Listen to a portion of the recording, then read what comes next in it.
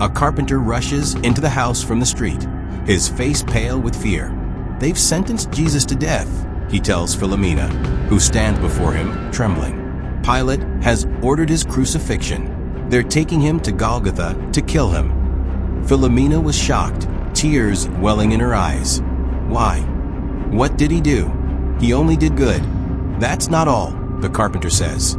"They released Barabbas." Philomena stares at him in shock. "Barabbas? The murderer, the one who killed my brother?" "Yes, they freed him. Freedom for the one who killed his own people. Crucifixion for the one who did good to his people. Justice is dead in this land. The destruction of Jerusalem is near," the carpenter says. Philomena quickly asks, "Can't we do something to save him?" The carpenter replies, "How can we? Politics and religion have joined hands. The religious leaders and soldiers are torturing him. They put a crown of thorns on his head and whipped him. He is lying in a pool of blood. I couldn't bear to see it, so I came here." Just then, the commander and some soldiers burst into the house. The commander says, "Carpenter, we need a cross immediately." With a heavy heart, the carpenter asks, "Who is it for?" "For Jesus," the commander says mockingly. Angrily, the carpenter asks, "Are you asking me for a cross for Jesus?"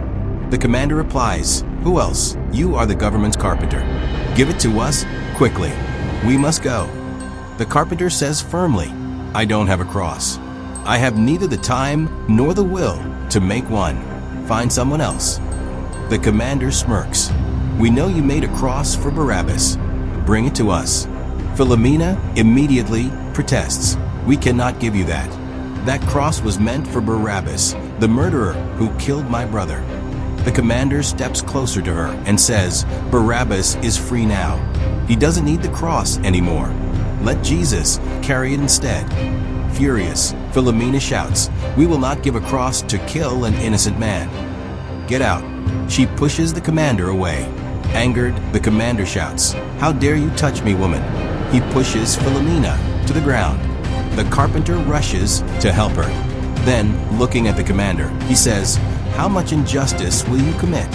The commander glares at him and says, "Carpenter, bring the cross, or I will kill you and take it myself." The carpenter shouts, "Then kill me first," and charges at the commander. The commander strikes him down. "Oh my God!" The carpenter falls to the ground in pain. Philomena cries, "Father," and helps him up. The commander orders his soldiers, "The cross is somewhere here, find it." The soldiers go into the workshop and bring out the cross. Philomena and the carpenter try to stop them, but the commander beats them and throws them to the ground. Lying in pain, they watch helplessly as the soldiers carry the cross away, tears streaming down their faces. Then one soldier hesitates. He turns back and kneels beside the carpenter. "Sir," he whispers, his voice heavy with guilt, "I need to tell you something." The carpenter blinks up at him. "What is it?" The soldier glances at the commander, then lowers his voice. "It wasn't Barabbas who killed your son. It was him." He points toward the commander in the distance.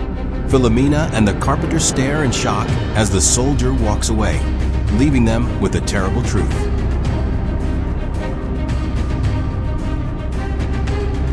Two soldiers open the door to Barabbas' cell in the dungeon. He watches as they step inside and unlock his chains. One soldier looks at him and says, "You're free, Barabbas. Come with us. Caiaphas wants to see you." Barabbas hesitates for a moment, then follows them out of the prison.